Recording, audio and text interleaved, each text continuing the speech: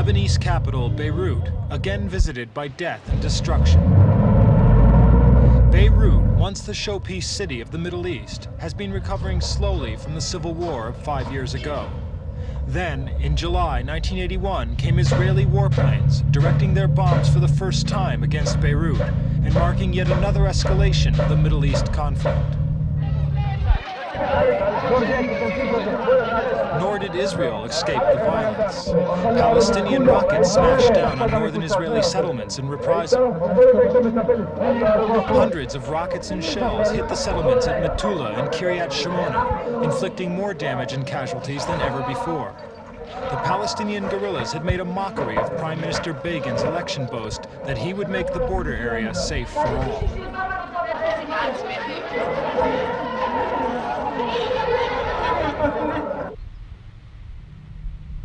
Before the July fighting, the main threat to peace seemed to lie in eastern Lebanon. Syria had installed missiles in the Bekaa Valley in spite of Israeli protests. And the town of Zala was the scene of stubborn fighting between Syrians and Christian Phalangist militia. But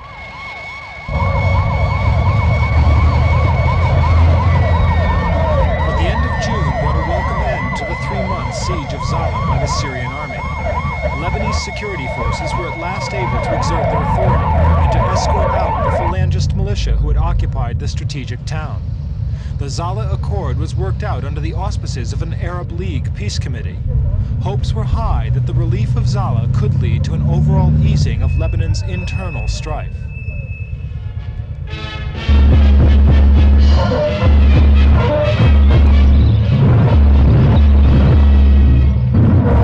The right-wing Phalangists have succeeded in keeping up their military strength and independence throughout Lebanon's internal upheavals. They are not short of arms or money and enjoyed widespread support among Lebanon's Christian population. And when their troops returned to their own sector in East Beirut, they were given a hero's welcome.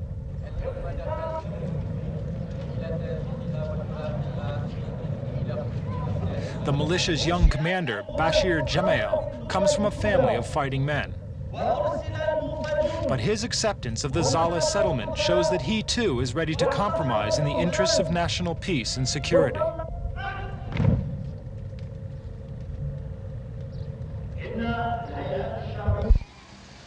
The general air of optimism in early July was reflected by happenings on the Green Line, dividing Beirut's Christian and Muslim sectors. The street blockades were bulldozed away, and one of the city's major road links was reopened for the first time in months.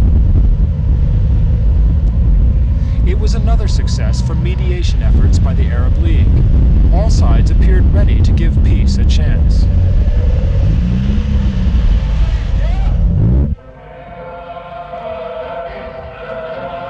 Meanwhile, Syrian troops were keeping a watchful eye on developments. The Syrians have legitimate reason to be in Lebanon as members of the Arab peacekeeping force, to which they make by far the largest contribution.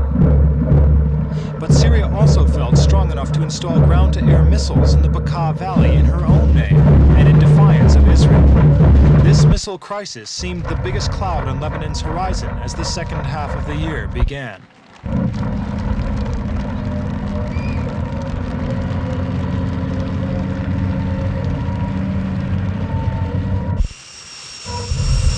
Solving the missile crisis was the task given by President Reagan to American Middle East specialist Philip Habib, a man of Lebanese origin himself. His shuttle diplomacy took him to various Middle East capitals, and he was in Beirut again in early July for more talks with President Sarkis. Syria was insisting its missiles were needed as long as Israel gave air support to the beleaguered Phalangists at Zala. With that issue solved, hopes were now high of getting the missiles withdrawn.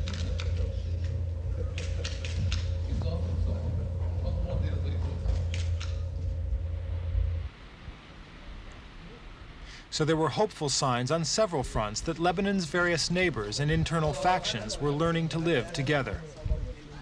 But all the while in the south, guerrillas of the Palestine Liberation Organization were determined to continue their own confrontation with Israel. No outsiders have been allowed to go into the PLO fortress of Beaufort Castle, a huge, solid structure surviving from the days of the Crusades. To protect the castle and other positions, the guerrillas have been given more rockets, artillery, and anti-aircraft guns by their friends in Libya and Syria. They are capable of firing shells and rockets from a distance into Israel, over the heads of the United Nations Interim Force, which mans the buffer zone along the border.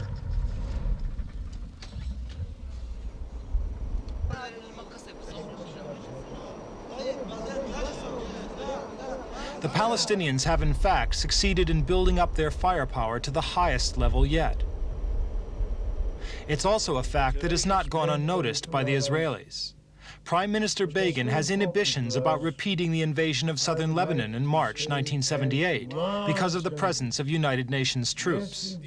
In political terms, could he afford to let the PLO build up its fighting force unchallenged? And what could he do on the military front to satisfy his supporters? Forever and ever.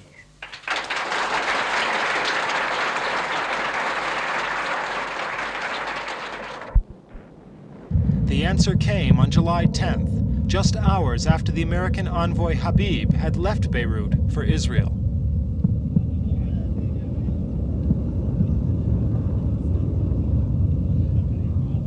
Israeli planes attacked towns and villages in southern Lebanon, including Damour on the coast. Israeli military sources said there were direct hits on caves and bunkers filled with ammunition and equipment, a claim denied by the Palestinians. In this raid, 2 guerrillas and 8 civilians were reported killed. There had been worse raids in the past, but set against the background of a general political rapprochement in Lebanon, the airstrikes were viewed with alarm by the outside world, especially by the superpowers. The Soviet ambassador Alexander Solotov put his country's view to the Lebanese premier AL-WAZZAN, who himself appealed for help from Moscow and Washington to end the air raids. The Soviet Union supplies Syria with its best aircraft, the MiG-25, and some of them have already clashed over Lebanon with Israel's US-built jets. But the last thing the superpowers wanted was a Middle East air war, a view shared by the American ambassador, Robert Dillon.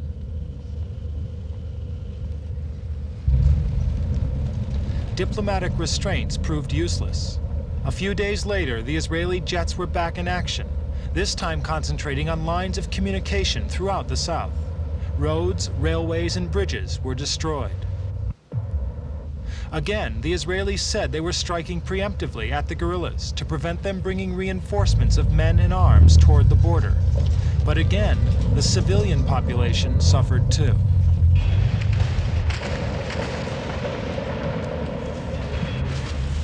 Raids like this forced a steady stream of civilian refugees northwards. Everyday life was severely disrupted in the south.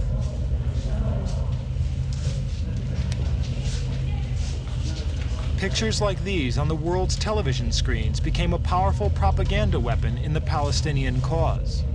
But the Israelis blamed the Palestinians for deliberately locating military emplacements close to towns and villages. Whatever the reasons, casualties were heavy.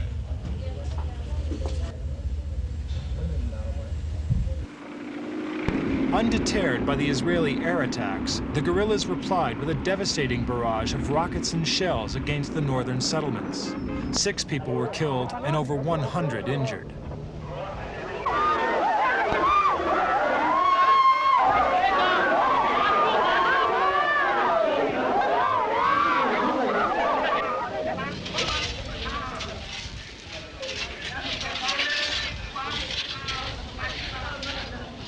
It was a stern reminder for Israelis that their troubles were far from over. The recent election victory for Mr. Begin and his hardline stance had brought no immediate improvement in the security situation.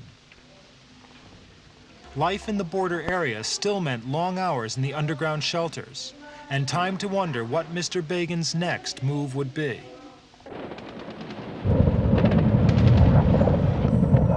Beirut was Begin's next target.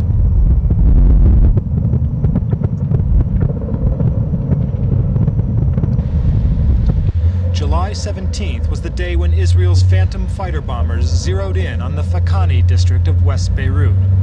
Bombs smashed into the main Israeli target, the headquarters of the Democratic Front for the Liberation of Palestine, guerrilla group. but several nearby apartment blocks were also smashed.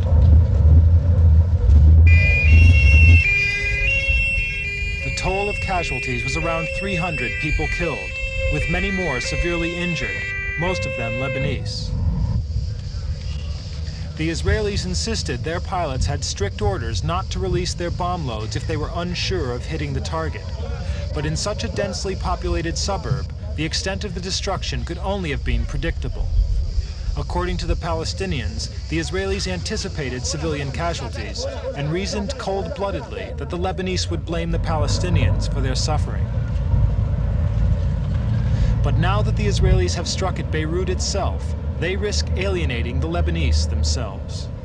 But the warning of Israel Deputy Defense Minister Mordechai Sipori sums up the Israeli viewpoint. When you are fighting a snake, you have to cut his head.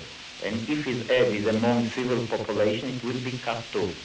It can't go on like this, that those headquarters who are taking the responsibility of killing innocent people, infants, elderly people, or bombing, or shelling hospitals, or even are proud when some Jewish fellow or other Jewish institute around the world has been attacked. They take the responsibility upon themselves, and they announce it, that they will be secure. So, we should do it. And now this is a message to those people. Don't assist them and don't let them live among yourselves. The PLO leader, Yasser Arafat, lost no time in reaping propaganda benefits from the Beirut raid. Branding Prime Minister Begin a terrorist himself, he insisted the Arab peoples were united now as never before. Arafat also kept in close touch with the head of the UN peace force, General Callahan, to help in the search for a ceasefire. This has to be through the UN, because neither Israel nor the United States recognizes the PLO. A new situation had now arisen in the propaganda war. The question was, would Israel consider a formal ceasefire, which would imply recognition of the PLO as its military foe? Such factors were on the mind of PLO spokesman Mahmoud Labadi. Concerning the ceasefire, of course, we as Palestinians, we are ready to ceasefire if the Israelis really want it. But you know that Israel, the superpower Israel in the region, is threatening all the Arab countries. It flies over Jordan and Saudi Arabia to hit the Iraqis.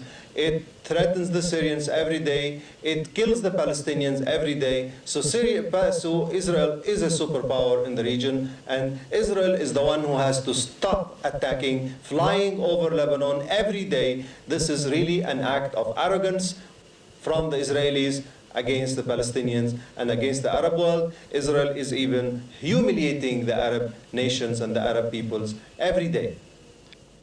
Humiliated or not, the Arabs again appear to be forming a united front against Israel. Saudi Arabia, the United Arab Emirates, and Qatar have all promised the PLO cash, while Syria and Iraq are sending in emergency gasoline supplies to Beirut.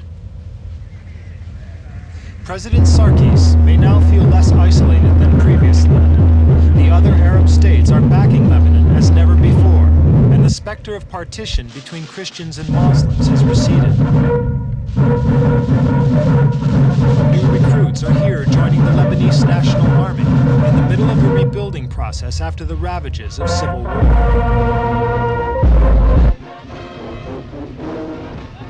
A new law attempts to balance the army equally between Muslims and Christians, though the Christians have traditionally dominated the officer class.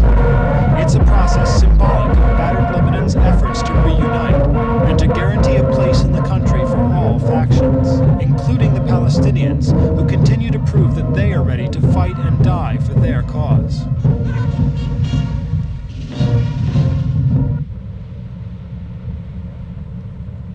And so, Israel's bombing of Beirut could, in the end, prove to be counterproductive. U.S. support for Israel has shown strains. Jews abroad have voiced misgivings. The propaganda war could yet prove a decisive factor in Lebanon's future security.